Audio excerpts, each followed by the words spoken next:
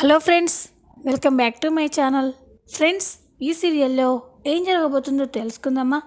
ఇక ఎపిసోడ్లోకి వెళ్ళినట్లయితే మీనాక్షి అవనితో చెప్తూ ఉంటుంది కదా, నాకెందుకో పల్లవి మీద అనుమానంగా ఉందమ్మా. తను తెల్లైందని తెలిసిన రోజు తప్ప మిగతా ఏ రోజుల్లో తనకి అలాంటి లక్షణాలే లేవు.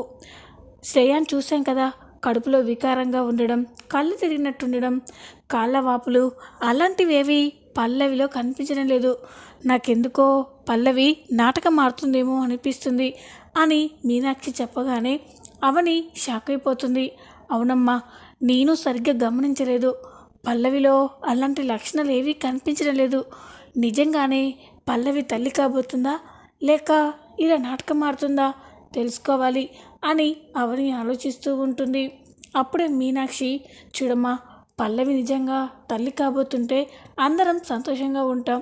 అలా కాకుండా పల్లవి అబద్ధం చెప్పి నాటకం ఆడుతుందని తెలిస్తే ఇంట్లో అందరూ చాలా బాధపడతారు. ముఖ్యంగా మీ అత్తయ్య, మామయ్య, కమల్ బాబులైతే తట్టుకోలేరు.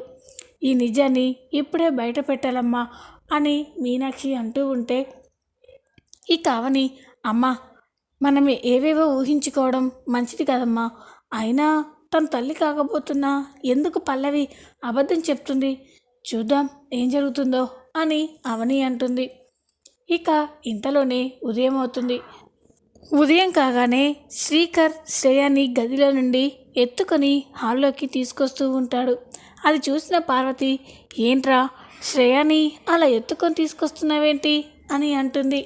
అప్పుడు శ్రీకర్, అమ్మ, శ్రేయకి కాళ్ళు బాగా వాపులు వచ్చాయి, నడవలేకపోతుంది, బాగా నొప్పులుగా ఉన్నాయి అంటుంది.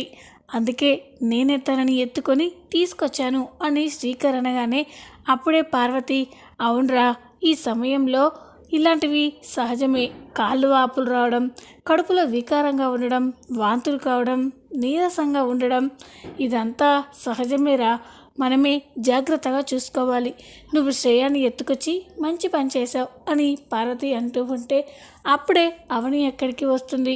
ఇక ఆ మాటలు విని, మరి పల్లవిలో అలాంటి లక్షణాలు ఏమీ కనిపించడం లేదేంటి అత్తయ్య అని అనగానే ఇక పల్లవి ఒక్కసారిగా షాక్ అయిపోతుంది. ఇదేంటి అంటే దీనికి అనుమానం వచ్చిందా? ఇప్పుడు ఏం చేయాలి అని టెన్షన్ పడుతూ ఉంటుంది. పార్వతి కూడా అవని మాటలు విని, అవును, నేను గమనించలేదు. ఏంటమ్మా పల్లవి, నీకు ఇలాంటి లక్షణాలు కనిపించడం లేదేంటి అని అంటూ ఉంటే ఇక పల్లవి, అత్తయ్య అది అని అంటూ ఉంటుంది. అప్పుడే బామ్మ అక్కడికి వస్తుంది. అదేంటి పార్వతి, నీకు మాత్రం తెలీదా? ఒక్కొక్కరికి ఒక్కోలా ఉంటుంది. శ్రేయకి అలా ఉంది అంటే పల్లవికి చాలా తేలికగా ఆరోగ్యంగా ఉంది. తను హుషారుగా ఉన్నందుకు మనం సంతోషపడాలి. కానీ నీకు ఎందుకు అలాంటి లక్షణాలు లేవని అడగడం ఏంటి, పిచ్చి మనసులు కాకపోతే అని అంటూ ఉంటే ఇక పార్వతి అవని షాక్ అయిపోయి చూస్తూ ఉంటారు. అప్పుడే అవని, అలా కాదమ్మగారు, పల్లవి హుషారుగా ఉండడం మాకు సంతోషమే. కానీ పల్లవికి ఇంతకుముందు ప్రెగ్నెన్సీ వచ్చింది కదా, ఆ టైంలో పల్లవికి కాళ్ళ వాపులు, వామిటింగ్స్, నీరసంగా ఉండడం ఇవన్నీ లక్షణాలు ఉన్నాయి. మరి ఇప్పుడు లేవేంటా అని అడుగుతున్నాము అంతే అని అవని అనగానే ఇక బామ్మగారు, అదేని, నువ్వు కూడా తల్లివయ్యావు కదా, నీకు ఆ మాత్రం తెలీదా? తొలిచూరు కాన్పులో అలాంటి లక్షణాలు ఉంటాయి. శ్రేయకి ఇది తొలిచూరు కాన్పు కాబట్టి తనకి ఎలాంటి లక్షణాలు ఉన్నాయి. పల్లవికి ఇంతకుముందు తొలిచూరు కాన్పు కాబట్టి తనకి అలాంటి లక్షణాలు ఉన్నాయి. ఇప్పుడు పల్లవి తేలికగా ఉంది, అందుకు మనం సంతోషించాలి అని బామ్మగారు అంటూ ఉంటే ఇక పల్లవి అయితే చాలా సంతోషపడుతూ ఉంటుంది. అమ్మయ్య, సమయానికి ఈ ముసళ్ళు వచ్చి బ్రతికించింది, థ్యాంక్ గాడ్, లేకపోతే నేను ఇప్పుడు బుక్ అయిపోయేదాన్ని అని పల్లవి అనుకుంటూ ఉంటుంది. పల్లవి టెన్షన్ పడడం అవని గమనిస్తుంది. పల్లవి ఎందుకు అంతలా టెన్షన్ పడుతుంది అని మనసులో అనుకుంటూ ఉంటుంది. కాసేపటి తర్వాత పల్లవి గదిలో కూర్చుని ఉంటే కమల్ పల్లవి దగ్గరికి వస్తాడు. పల్లవి, పల్లవి అని పల్లవి దగ్గరికి వెళ్ళగానే ఏంటి బావా అని అడుగుతుంది. పద, అర్జెంటుగా నువ్వు ఎక్సర్సైజ్ చేయాలి అని అనగానే ఇక పల్లవి షాక్ అయిపోతుంది. ఏంటి బావా, నేను ఎక్సర్సైజ్ చేయడం ఏంటి అని అంటూ ఉంటే అవును పల్లవి, నువ్వు ఈ టైంలో ఎక్సర్సైజ్ చేస్తే మన కడుపులో ఉన్న బిడ్డ ఎదుగుదల, ఆరోగ్యం, నీ ఆరోగ్యం చాలా బాగుంటాయని డాక్టర్ చెప్పింది. పద, నేను నీకు నేర్పిస్తాను, నువ్వు చదువు కానీ అని అంటూ ఉంటే పల్లవి, బావా ఇప్పుడు ఇవన్నీ అవసరమా, వద్దు బావా అని అంటూ ఉంటుంది.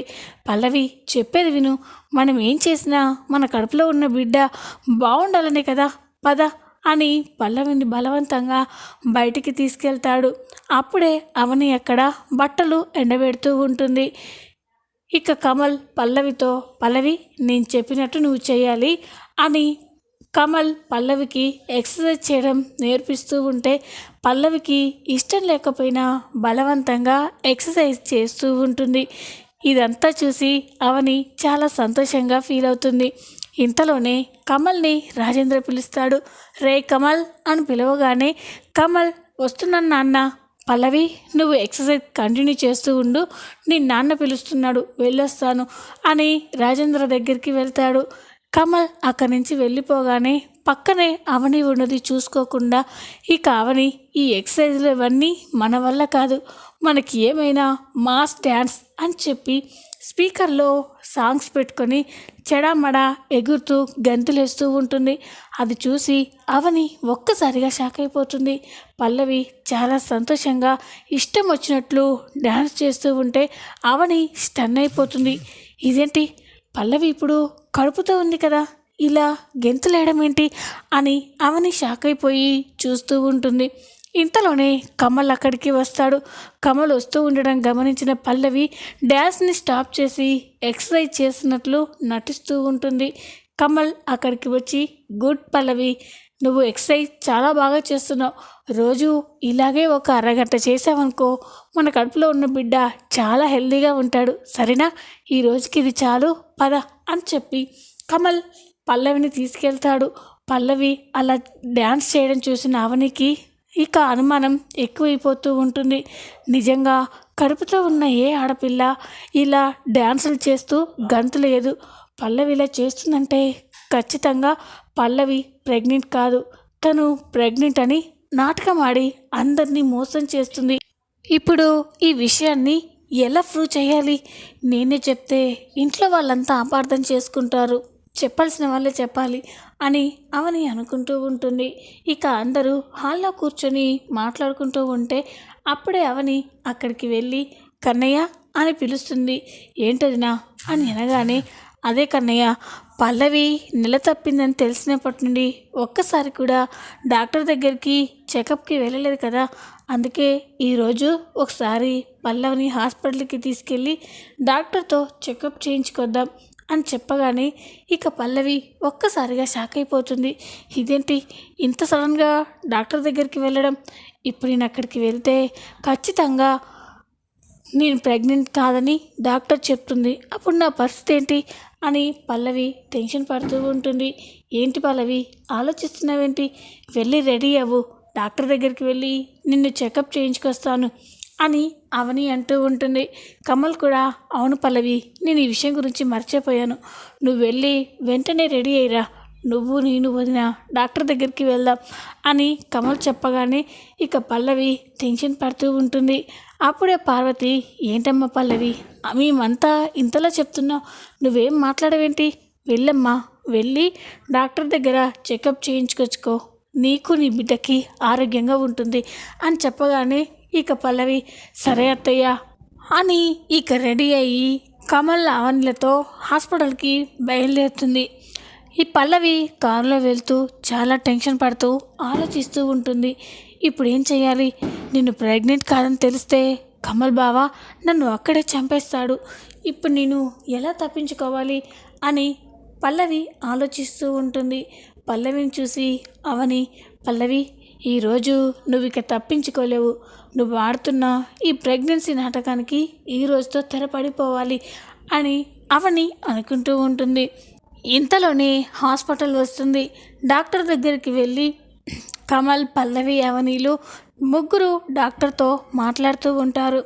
ఈ అవని, డాక్టర్ మా పల్లవి నెల తప్పింది, తనని చెకప్ చేసి తన ఆరోగ్యం, తన కడుపులో ఉన్న బిడ్డ ఆరోగ్యం బాగుండడానికి మెడిసిన్ ఇవ్వండి అని చెప్పగానే ఇక డాక్టర్ అలాగేనండి, మీరు ఒకసారి బయట ఉండండి, నేను తనని చెకప్ చేస్తాను అని చెప్పి అవనిని కమల్ని బయటికి పంపించి పల్లవికి చెకప్ చేస్తూ ఉంటుంది.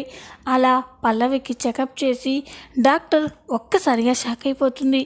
ఏంటమ్మా మీ కంటికి నేను ఎలా కనిపిస్తున్నాను, పిచ్చిదానిలా కనిపిస్తున్నానా అని అనగానే ఇక పల్లవి ఏమైంది డాక్టర్ అని అంటుంది.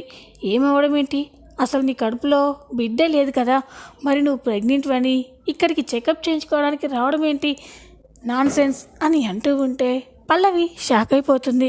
ఇక వెంటనే డాక్టర్ ప్లీజ్ డాక్టర్, మీరే ఇప్పుడు నన్ను సేవ్ చేయాలి, నా ప్రాణాలు కాపాడాలి అని అనగానే డాక్టర్ షాక్ అయిపోతుంది.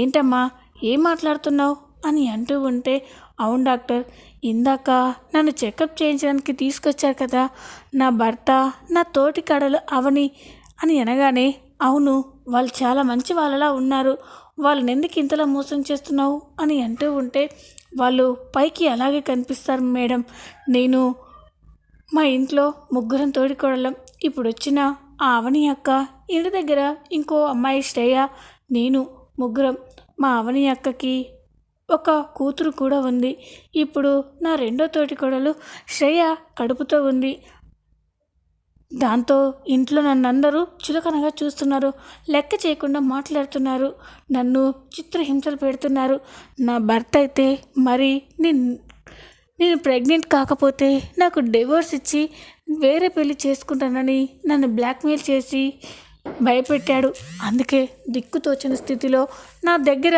వేరే ఆప్షన్ లేక నేను కూడా తల్లిని కాబోతున్నానని వాళ్ళని నమ్మించాను అని అనగానే డాక్టర్ షాక్ అయిపోతుంది. మీరు కూడా ఇప్పుడు నేను తల్లి కాబోతున్నానని వాళ్ళకి చెప్పండి డాక్టర్, ప్లీజ్ నాకు హెల్ప్ చేయండి అని బ్రతిమలాడుతూ ఉంటే డాక్టర్ అదేంటమ్మా ఈ విషయం ఈరోజు కాకపోతే రేపైనా బయటపడుతుంది కదా అప్పుడు అని అంటూ ఉంటే ప్లీజ్ డాక్టర్, తర్వాత ఏం చేయాలో నేను చూసుకుంటాను, మీరు మాత్రం ఇప్పుడు నాకు ఈ ఒక్క సాయం చేయండి అని పల్లవి డాక్టర్ని బ్రతిమలాడుతూ ఉంటుంది. ఇక అప్పుడే డాక్టర్ సరేనమ్మా అని పల్లవి చెప్పిన మాటలకి ఒప్పుకుంటుంది. కమల్ అవనిని ఇక క్యాబిన్లోకి పిలవగానే ఇక అవని చెప్పండి డాక్టర్, మా పల్లవి ఆరోగ్యం, తన కడుపులో ఉన్న బిడ్డ ఆరోగ్యం అంతా బాగానే ఉంది కదా అని అనగానే అవునమ్మా టోటల్లీ పర్ఫెక్ట్గా ఉంది, తన కడుపులో ఉన్న బిడ్డ తను చాలా హెల్తీగా ఉన్నారు, రెగ్యులర్గా చెకప్కి వస్తూ ఉండండి, నేను ఇచ్చే మెడిసిన్ రెగ్యులర్గా వాడండి, మంచి రిజల్ట్స్ ఉంటాయి అని చెప్పగానే అవని సరే డాక్టర్ అని చెప్పి ఇక అక్కడి నుంచి బయలుదేరుతారు. పల్లవి అయితే చాలా సంతోషపడుతూ ఉంటుంది. అమ్మయ్య ఈ రోజుకి తప్పించుకున్నాను అని పల్లవి సంతోషపడుతూ ఉంటే అవని మాత్రం పల్లవి వైపు చాలా కోపంగా చూస్తూ ఉంటుంది. ఇక అప్పుడే పల్లవి ఇదేంటి ఈ ఎవని నా వైపు అలా చూస్తుంది, ఎన్ని రోజులు నేను ప్రెగ్నెంట్ కాదేమోనని డౌట్లో ఉంది, ఇప్పుడు డాక్టర్ చెప్పినా కూడా ఈ అవని ఎందుకు నా వైపు అంత సీరియస్గా చూస్తుంది అని పల్లవి అనుకుంటూ ఉంటుంది. ఇక కమల్, పల్లవి, అవనిలు అందరూ ఇంటికి వెళ్తారు. ఇంటికి వెళ్ళేసరికి అందరూ వీళ్ళ కోసం హాల్లో ఎదురు చూస్తూ ఉంటారు. అప్పుడే పార్వతి అదిగో వాళ్ళు ముగ్గురు వచ్చేశారు అని సంతోషపడుతూ ఉంటుంది.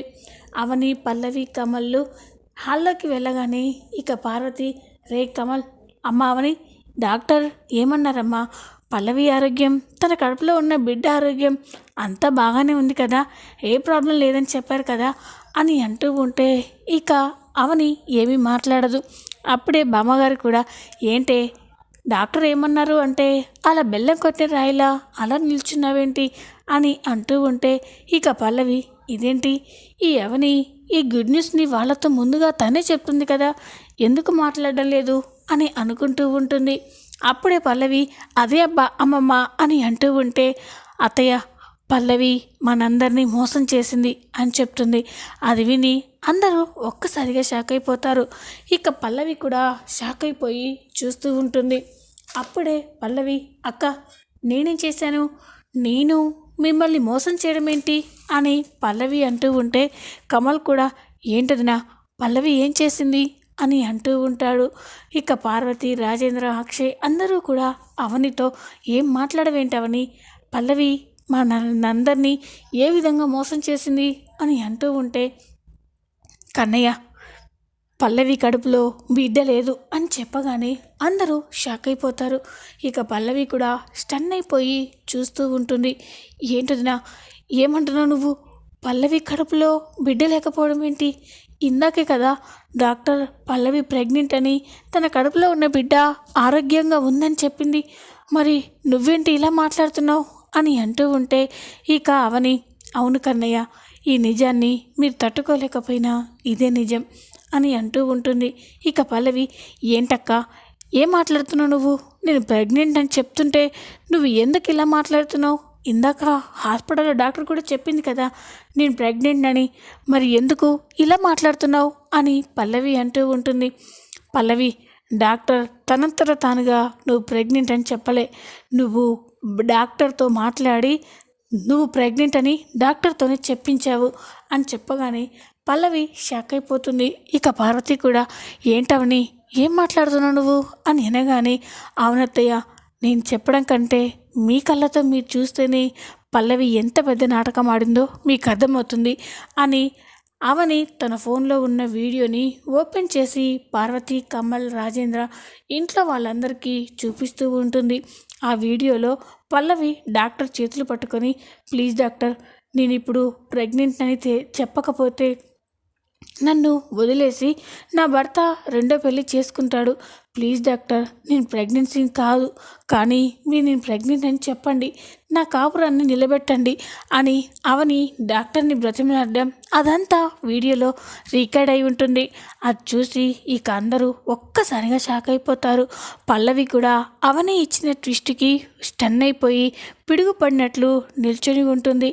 పార్వతి పట్టరాని కోపంతో పల్లవి దగ్గరికి వెళ్ళగానే ఇక పల్లవి భయపడిపోతూ అత్తయ్య అది అని అంటూ ఉంటే, పార్వతి ఒక్కసారిగా కోపంతో పల్లవి చెంప పగలగొడుతుంది.